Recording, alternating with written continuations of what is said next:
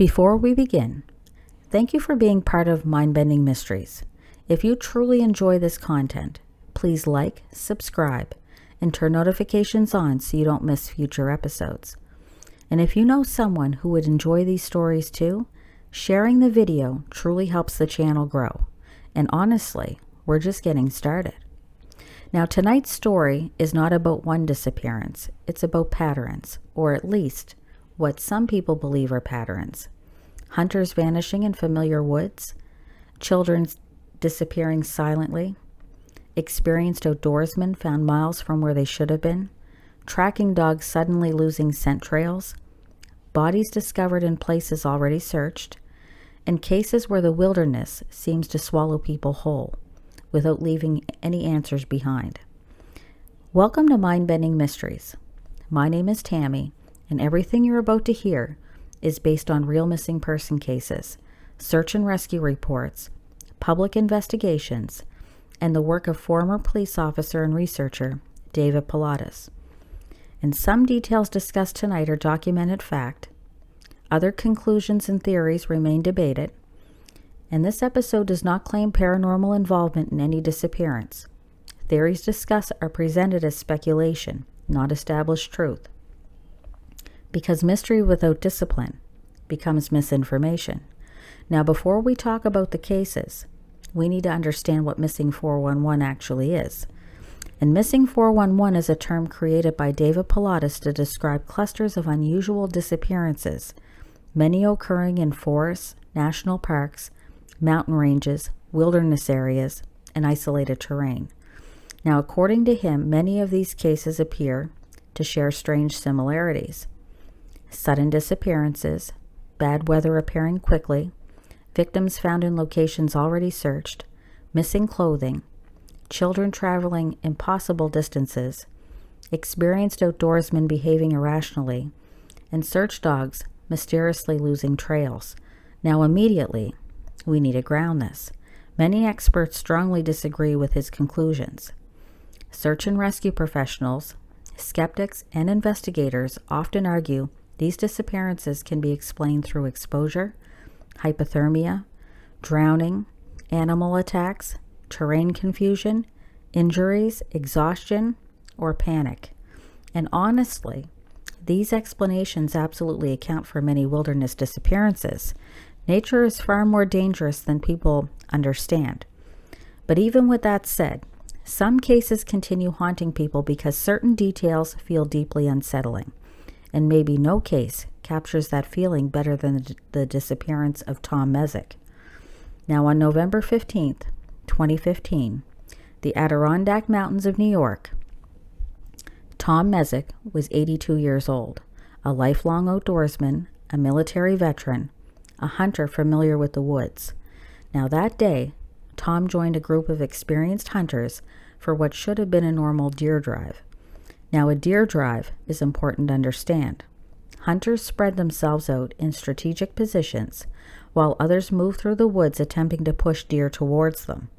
Now, Tom was assigned to remain in a fixed location, and according to the other hunters, he barely needed to move at all. And he did have a radio, hunting gear, and was positioned not far from the others. And at one point, the hunters attempted to contact him by walkie-talkie, and there was no response. And at first, nobody panicked. But when they returned to Tom's position, he was gone. And what terrifies people about this case is what wasn't found. There was no blood, no drag marks, no obvious footprints leading away, no sign of animal attack, no weapon, no torn clothing, nothing. Search teams flooded the woods. Hundreds searched. Dogs, helicopters, ATVs, drones, thermal imaging, and still, no trace of Tom Messick has ever been found. Now, logically, there are possibilities. A medical emergency, disorientation, a hidden fall, dense terrain.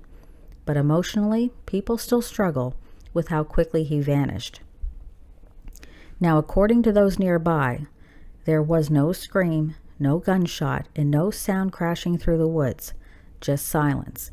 And that's psychologically terrifying because human beings expect disappearances to leave evidence behind, like movement or noise, a trail, something. But in the case of Tom Messick, it feels as though the wilderness simply closed around someone, and that emotional feeling is what drives missing 411 discussions. Then there's the case of Dennis Martin, June 14th, 1969, the Great Smoky Mountains National Park. Dennis Martin was only 6 years old, and he was camping with family near Spence Field, and at one point, several children nearby decided to play a harmless prank.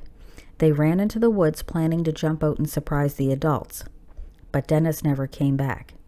And what followed became one of the largest search operations in the park's history. Hundreds searched, dogs, helicopters, volunteers, even Green Berets became involved, and still, no trace of Dennis Martin was ever found. No body, no clothing, no confirmed evidence, nothing. Then came one of the details people still debate today. A witness later claimed that they saw a rough-looking man moving through the woods carrying something over his shoulder shortly after Dennis disappeared.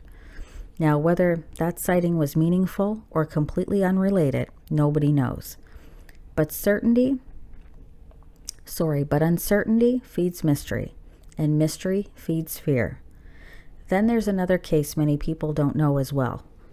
The disappearance of Jaryd Atadero, October 2nd, 1999, Colorado. 3-year-old Jaryd joined a hiking group near the Big South Trail in the Rocky Mountains. Now, at one point, witnesses reported the child running ahead along the trail. Then suddenly, he was gone. Search teams immediately responded, and again, the terrain became part of the story. Steep wilderness, mountain lions in the area, dense forest, rocky cliffs, and years later, partial remains and pieces of Jaryd's clothing were eventually discovered in extremely rugged terrain high above the trail. And this case became controversial because many people question how a 3-year-old could travel that far, how difficult the terrain was, and whether search teams somehow missed him initially.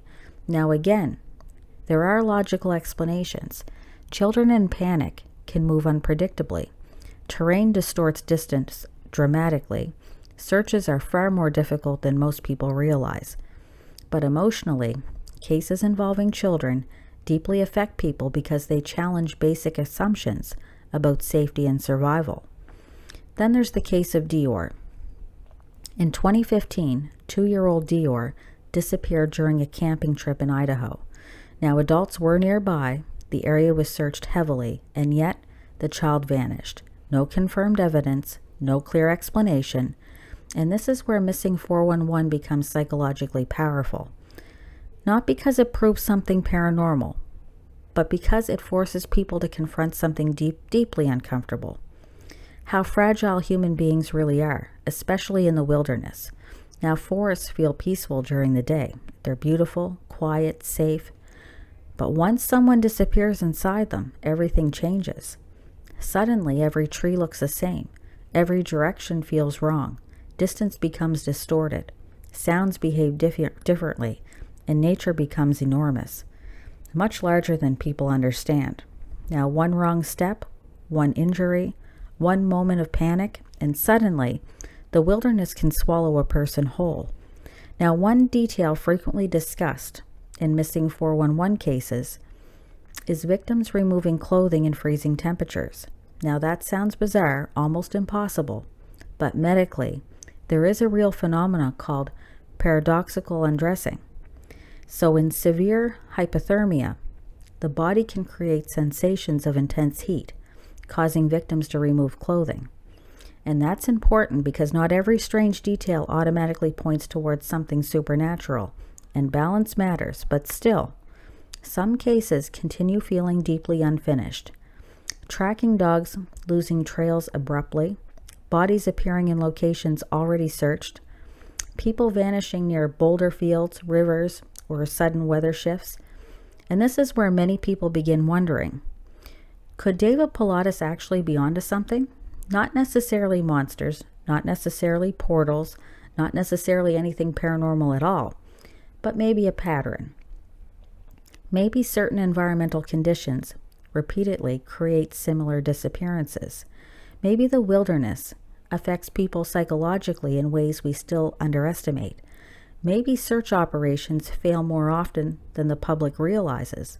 Or maybe human beings simply struggle emotionally with cases that have no satisfying ending. And honestly, the last part matters because human beings hate uncertainty. We want answers, we want closure, we want stories to end neatly. But the wilderness rarely works that way. Sometimes people disappear and the forest never explains itself. Because mystery without discipline becomes misinformation, and here, we don't just tell stories. We question them, we break them down, and we try to understand what's really going on. Because maybe every missing 411 case has a logical explanation. Maybe weather, terrain, hypothermia, drowning, injuries, panic, and human error explain far more than people want to admit. Or maybe David Paulides noticed something real, not supernatural, but a genuine pattern hiding underneath these disappearances. And maybe that's why missing 411 continues haunting people, because deep down, most people realize something terrifying. Once you go deep enough into the wilderness, human beings stop being in control, and nature does not care whether we ever come back out. From my coast to yours, have a wonderful night.